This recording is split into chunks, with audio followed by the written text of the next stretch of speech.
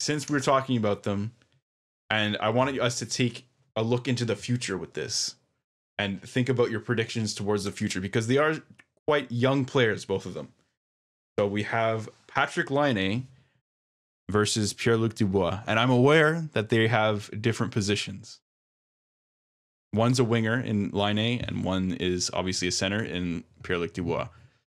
So I know Mackie has, let's call it a hard-on for centers, and he thinks obviously centers are much more important to the game, which is it's a valid point.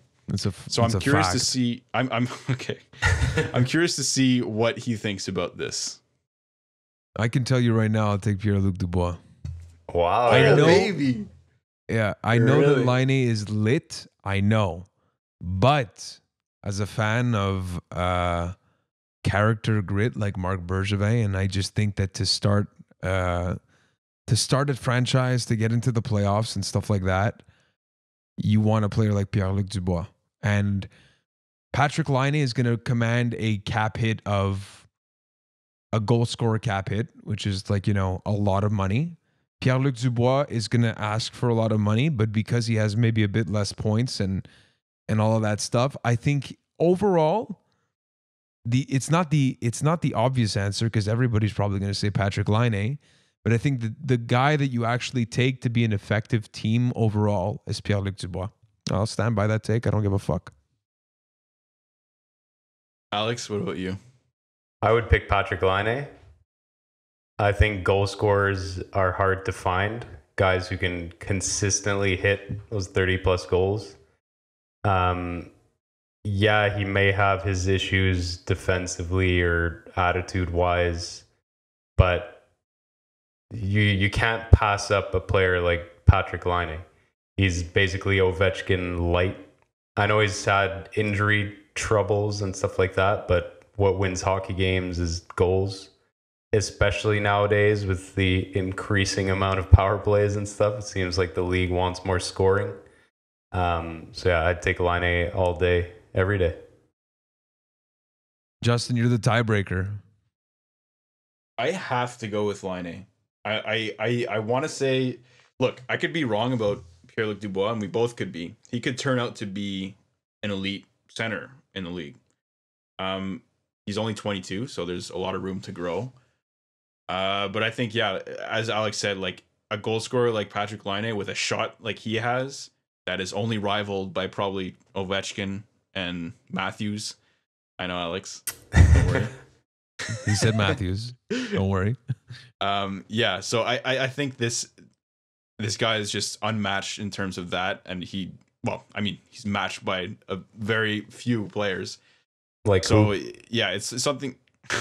Shut the fuck up. It's something that's so hard to find, and I think that he's my pick. And also, I think his defensive woes and the fact that seems like not so much of a team player can be fixed along his career. He's still very young, and I mean, I'd remind you of kind of Ovechkin at the start of his career, like that controller disconnected play where he's just like skating back with no defensive mind at all. And now maybe 10, 12 years later, he's turned into a more complete player, and he's actually he's back checking, and he's there defensively too. So it's something that can change in a player.